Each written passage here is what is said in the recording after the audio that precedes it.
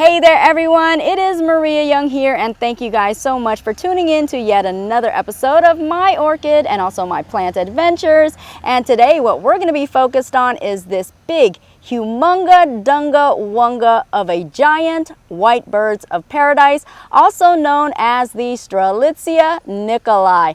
And we're going to be talking all about it and also even dispelling some of the rumors about this giant, huge tropical deliciousness.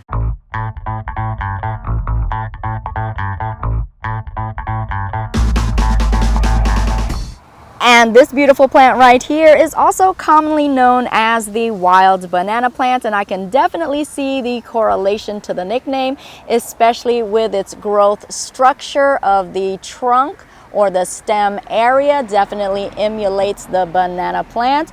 And also, if we take a look at those tremendous and beautifully tropically delicious leaves right here, again looking like the banana plant leaf. This plant right here is also known as having that beautiful crane flower, as you can see right here, with its magnificent, very beautiful and unique tropical looking blooms. And just to share with you some interesting facts about this plant right here, this giant white birds of paradise is indigenous to South Africa. So yes, indeed, it likes your warmer and hotter climates, also considered to be a tropical growing plant. So this does require a good amount of humidity as well. As you can see with this plant, it grows alongside of my orchids, which also can appreciate that high humidity as well. And here's an interesting fact about this plant.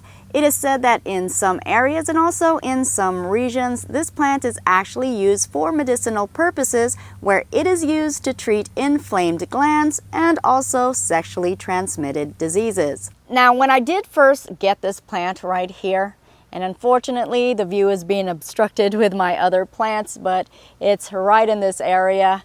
But when I first did get this plant right here, this only stood at a good, I want to say maybe 2 to 3 feet tall within the pot. So it was very small when I first got it, just little babies. And I actually purchased it at Lowe's. I want to say it was on sale for about $13. What I actually did is I divided out those plants and put them in different areas of my garden. So this is just one plant right here.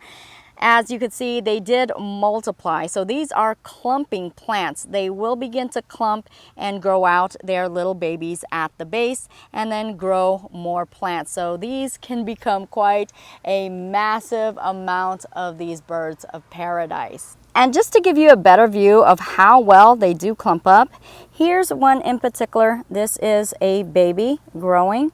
Also right here we have another new growth. This is a bigger baby as well. And if we take a look over here, you will also see this little baby plant, and its leaf is beginning to unfurl. And if we take a look down this way, this actually has 2 separate babies that are growing right there. And if we take a look on the other side, you will also be able to see that little baby growing right there. And because of the ease of how they do grow their little babies, that's exactly how they become quite a tremendous mass. Now, there are 2 forms of propagation for this plant. You can either propagate via their seeds, or you can propagate via by dividing out the little baby plantlets. And if you are expecting blooms as soon as possible, you definitely want to do it via the plantlets, because propagating via the seeds can actually take forever before they even get to a mature state where they can bloom.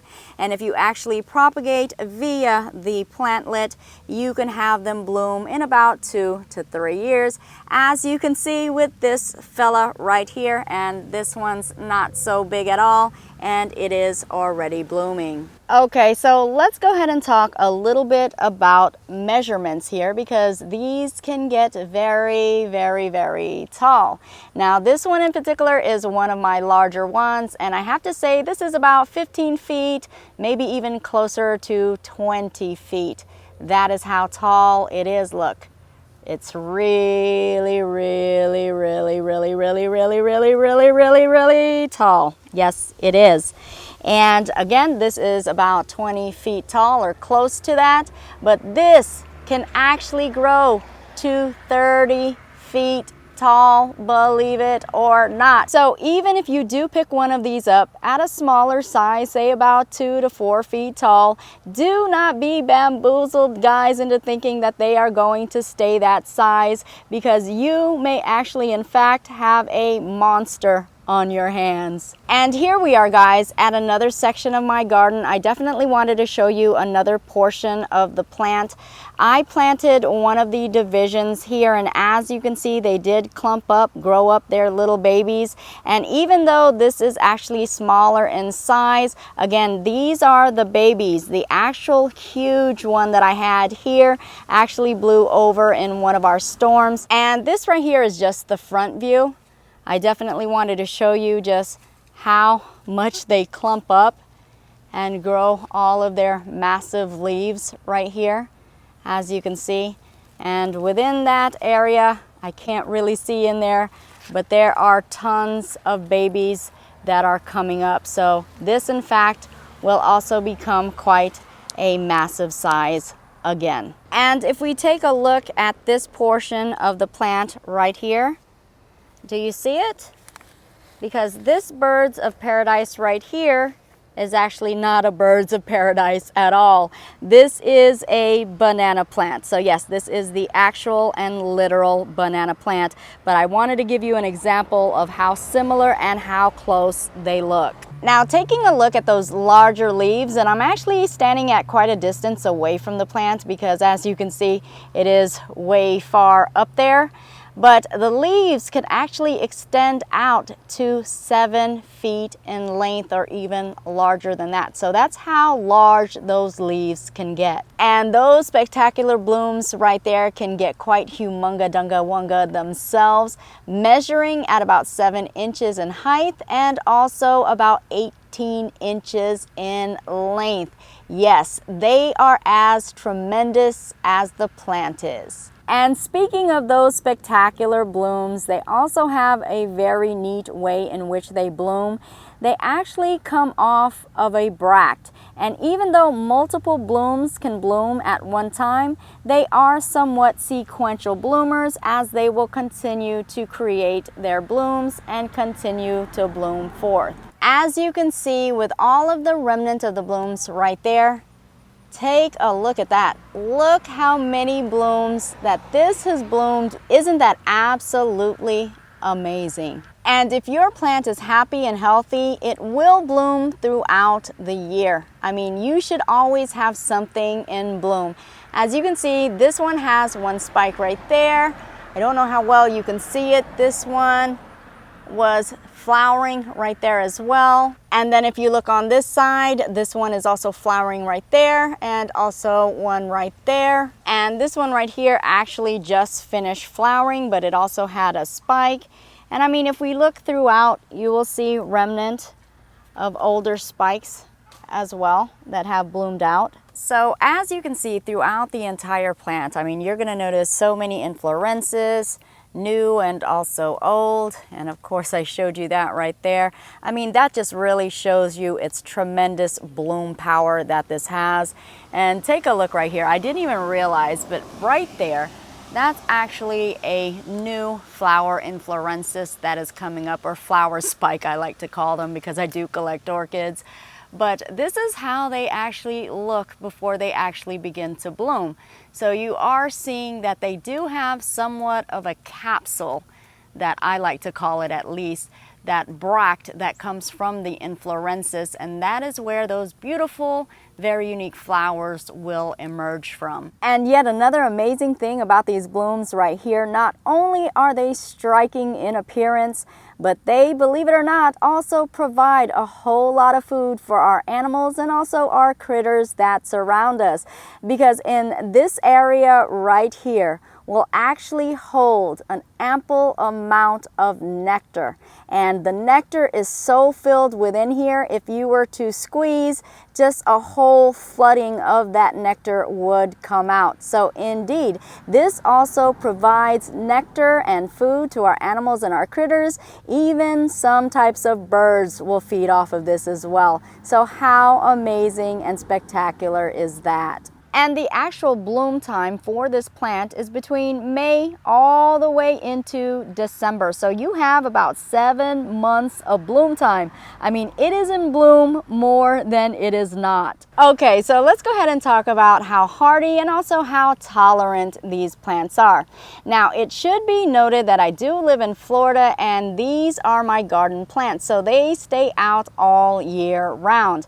Now, they can handle temperatures of up to 100 and even beyond that, as we sometimes go over 100 degrees Fahrenheit here in Florida. And in the winter time, we can actually go as low as about 20 degrees. So these birds of paradise in actual reality can handle a wide variety of different temperatures and can survive them. Now, of course, I would not recommend any freezing temperatures, but I will say that they can actually tolerate some frosty conditions. Now, these plants do appreciate your brighter light conditions, and they do love to get full sun as well. And as a matter of fact, it is stated that if it does not get at least 6 hours of full sun, you may not be able to get this plant to bloom. So this plant can actually tolerate full sun, partial sun, and even partial shade. But again, if you want it to bloom, you want to keep it in the brightest light conditions possible, of course, without it burning. Now, with my plants right here, they remain outdoors and they've been outdoors all of their lives, so they are fully acclimated to full sun and it doesn't bother them one bit. Now, during the growth season, you definitely want to be able to provide this plant with ample amount of water, but make sure that you are not oversaturating it. You don't want to leave it in soppy wet media, as soppy wet media can actually provide rotting conditions, and we definitely don't want that. But make sure that you are watering it on a regular basis and only watering it when the media becomes dry. A well-balanced fertilizer is sufficient for this plant, or you can choose to go with a slow-release fertilizer. I myself water my plants with homemade organic fertilizers, and as you can see, that works as well. And if you want more information on how I make my homemade fertilizer and how I actually water my plants with it, you can click on the link right here and it'll take you to that video. Now, because I do keep this plant outdoors and we do endure some hot conditions, I actually will water this plant every other day or sometimes twice a week. This is such a wonderful plant to have, especially if you can appreciate blooms almost year-round. And of course, if you have the ample space to provide this plant. Again, this can get pretty huge. But I do love this birds of paradise, especially in my garden, because this just gives quite a tremendous splash of tropicalness in any type of grow space you have, whether it be outdoors or indoors. I thank you guys so much for watching this video, and I hope that you guys have learned something new, and I hope that you have been inspired to check out this gigantic, ginormous, humunga, dunga, wunga of a birds of paradise. Also, a special thank you to Sherry Porsche, who actually suggested to take a closer look of this beautiful and magnificent plant. Thank you, Sherry Porsche, for suggesting it, and this one is for you. And there you have it, folks. Thank you guys so much for tuning in to yet another episode of My Orchid Adventures, and I hope that you guys have learned something new from it. Hope you guys liked this video. If you did, please be sure to like, share, and also subscribe. And with that being said, I will see you guys later, and I'll also grow with you guys later on my next adventure. Bye bye for now. Mwah.